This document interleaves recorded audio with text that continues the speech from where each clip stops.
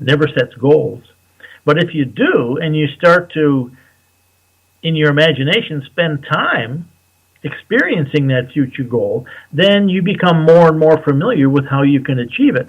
And we talked in the past, one of our conversations in the past, we talked about you having a thought one day that you wanted to have an interview show, a radio show, and lo and behold, now you're doing it.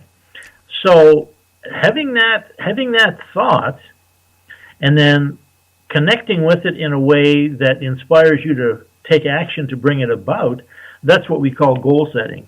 And it's exactly the same process that everybody uses when they go shopping for their groceries during the week. You know, they imagine going to the store in their mind and buying whatever groceries they need for the week, and the next thing you know, they're in the grocery store buying the groceries.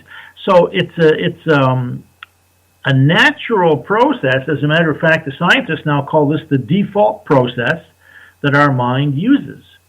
The day-to-day term for it, the term that everybody can recognize, is daydreaming. So daydreaming and mental time travel, goal setting, and recouping your past memories, as you just described, catching those frogs, it's all the same process. It's just a matter of degree. Now, can I ask you a question? Do you think a person can go and mental time travel or go to another world, with their thoughts? Another world, like, you mean a real world? Well, like that TV show, Quantum Leap and all that stuff, a parallel world.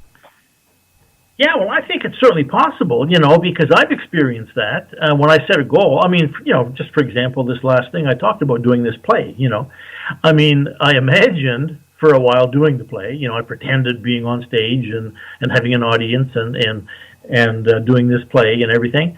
And then at a certain point, here I was on stage doing the play, right? Oh, yeah. So that process of mentally traveling to some other time, some other place, is the most natural thing in the world. We do it every day when we drive to work, Yeah. Now, in terms of another place, going to Mars, for example, as far as I'm concerned, that's perfectly possible too. It's exactly the same thing. Now, there's a difference, though. I just want to give a little caveat here to your listeners, When I imagined that I was on stage doing my play, it wasn't exactly the same as when I was actually there doing the play. Of course, right? Oh, what was different?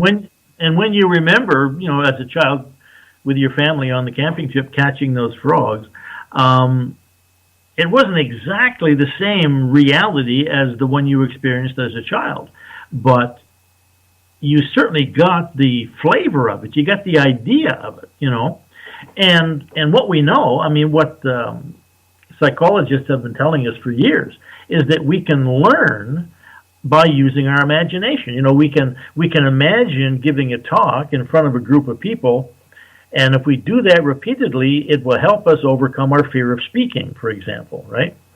Athletes do this all the time. They call it mental rehearsal. Yeah, but I don't know. I don't know if that works. When I was in junior high school, mm-hmm. right? I was the class clown, Anthony. You couldn't shut me up. I don't know how many times I was sent up to the office. But, like in our classes where we had to go up and do a book report or anything like that, and you had to talk in front of everybody, I'd get up there in front of everybody, and I couldn't say a single word. I rehearsed it in my head so many days before that I knew it was going to happen. Had it down pat. I get up in front of everybody. I couldn't do it. I couldn't do it.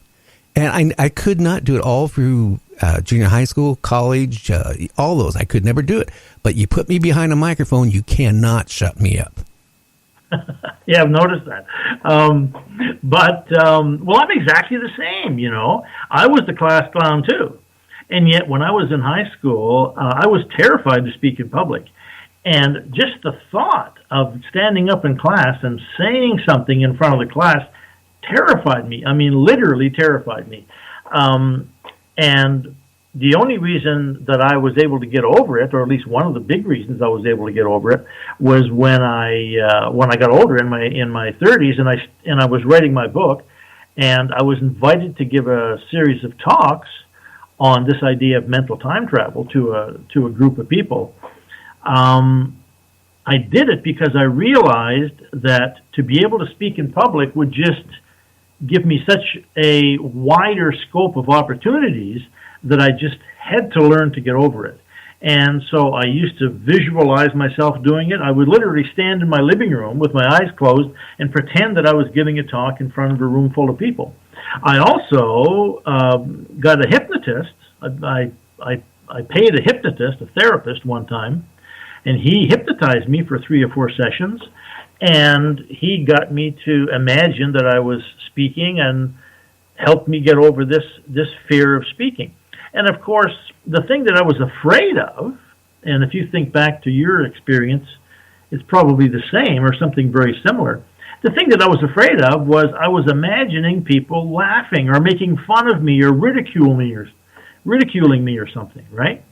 Well, that's a very powerful form of visualization too, if you think about it. Fear, when you imagine something that you don't want so intensely that you can feel it in your body, that's putting your mind into a future that you don't want. Huh. I never looked at it that way. Yeah. So, there's an infinite number of futures, right? Well, I hope there is. Exactly. So, like, when I say, okay, I set a goal, I wrote a play, I did the play, you'd say, oh, okay, well, that makes sense. So he set this goal, and he created it, and he experienced the play just the way he imagined. Well, it wasn't exactly the way I imagined, depending on how you want to look at it, I didn't have as many people as I was hoping for. I didn't make as much money as I was hoping for, but I did the play. So there were aspects of it that were, shall we say, real, or true, and other aspects that were untrue, And again, it's like when we go to the store to buy our groceries, we can decide, okay, I'm going to go to this pizza place that I love, and pick up a pizza for dinner. That's my goal. That's what I imagine. I've done it before. It's easy, right? I go to the pizza shop and I get there and, it's closed. Right? Now you got a problem. So now I can't get my pizza, right? So this is what happens all the time, right? And I used the example, I think the last time we were talking, of Phil Mickelson, right? Yes. Now he's a guy. If you hear him interviewed, he talks about his father teaching him golf when he was a young guy, 5 years old or something, and he used to visualize, winning golf tournaments and being a Hall of Fame golfer and that sort of thing, all of which he's done, But he used to, the thing that he wanted to do the most, the tournament that he wanted to do the most, was to win the U.S. Open. Well, he's never won it. He's won 40 golf tournaments, I think, but he's never won the U.S. Open. Now, he's come second 6 times. So he's come really close, right? So you might say, well, he didn't achieve his goal. Well, that's true. That particular goal, like getting that particular pizza, it didn't work, But nobody would say that he's not a successful golfer, that he didn't create the life that he wanted through golf, So this idea then, of are we really creating what we want, or are we just fooling ourselves? It really depends how you look at it. Yeah, it really does. But how did it affect you when you didn't have as many people as you thought you would, when you were dreaming about how many people would be there and all that stuff? Did it, it must not have affected you because you did more plays after that one. Yeah, well, of course I didn't, I was a little disappointed, I suppose, but I really didn't care because it was the first time I did it. Nobody knew me. They didn't know what the play was about or anything. And it was a particularly slow fringe festival. I mean, I talked to the other people doing their plays, and everybody was slow that week. It was just a slow week. But no, I just told myself that no matter who came or how many people came, I was going to have a good time anyway and enjoy the process. And of course, the old prayer of, I think it's Saint Francis, right?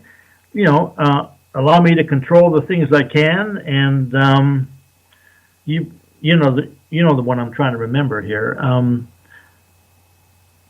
Accept the things I can't control, and achieve the things I can. I'm making a complete mess of this thing, but this very famous quote. I think it's a prayer of Saint Francis. So the truth is, I could control writing the play, going to Nanaimo, presenting the play, all that stuff I could control. It was my own efforts, right? But I couldn't control the number of people that came. So it didn't really bother me that I didn't have a huge sellout crowd, Well, hey, it sounds like the first, like I started broadcasting in 76 commercially. I had one of the first paranormal talk shows back then. But it was funny when I decided to come out of retirement to do this, show here on my network and create a network.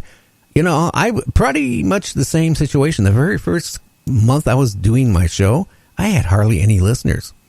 And then, I was really getting despondent. A friend of mine, Art Bell, at the time said, hey, don't give up. Don't give up. And then all of a sudden it just started picking up, or now I'm close to 300,000 downloads. Right. And listeners. So, I mean, it pays to, keep pushing forward if you have a dream. And that's what I always had, a dream. I mean, I couldn't, when I was like maybe a little bit older than, maybe about the same age as you, because I was about 10 years old when I was having dreams that I wanted to be a DJ. And then, and then that's when my dad bought me a CB radio. And then a few years later, I got my amateur license. And then it just kept on going from there. Right. Yeah, that's right. So the key is to have a dream or a goal, as you might say. The way I define it is a dream is basically a thought, thought of something that you want. But a goal is a little more specific. First of all, you decide to achieve it, and you have a plan to achieve it. You have a time limit to achieve it, and you take action on it. So those four things define the difference between just having a dream and having a goal, because everybody wants to be happy and have a successful relationship and have a successful life and that sort of thing. But the people that actually sit down and decide to do it and work out a plan and take action on it, those are the people that achieve the goals. I mean, let's face it, if Phil Mickelson had never picked up a golf club and just dreamed about becoming a champion golfer, but never took lessons and never practiced, he says he still hits 1,500 balls every day, and he's been doing it now for, I think he's 42 or no, 45 or something now. So he's been doing it for over 40 years. So he puts in the effort, and that's what we have to do. And if you've read any success books like I have, and I'm sure you have, and your readers have too, the idea of attitude is really paramount. You have to be able to look at what's going on with the right attitude, because if you beat yourself up because you're not achieving your goals fast enough and you quit, well, then, of course, you take yourself out of the game. And if you read stories of successful people, whether it's business people or sports people, like I do quite often, reading stories of successful people, you realize that the people that we think of as being easy successes, lots of times they spent years and years and years of failure and disappointment, but they hung in there. They stuck to it, and eventually they end up on top or near the top. So when you're trying, and of course this is what I told myself before I went to do my play at the Fringe Festival in Nanaimo, that of course I was hoping to get a full house and get a big crowd, but it didn't really matter to me how many people came. As long as I had an audience and as long as I was able to do it, that was a win for me. So that was my attitude going in. I realized that I had a lot more to get out of it by doing it than by not doing it, Well, one thing that what the big problem is, Anthony, a lot of people might have these dreams and ambitions, but one thing they're lacking is the drive to put it in gear and try to make it work. They're either scared of investing their money they have, if it's like starting a business, or they just, I don't know, they're lacking something. So yeah, you can still have all these dreams and all this stuff of what your future could be like, But if you don't know how to put it in gear to make it happen, then it's just a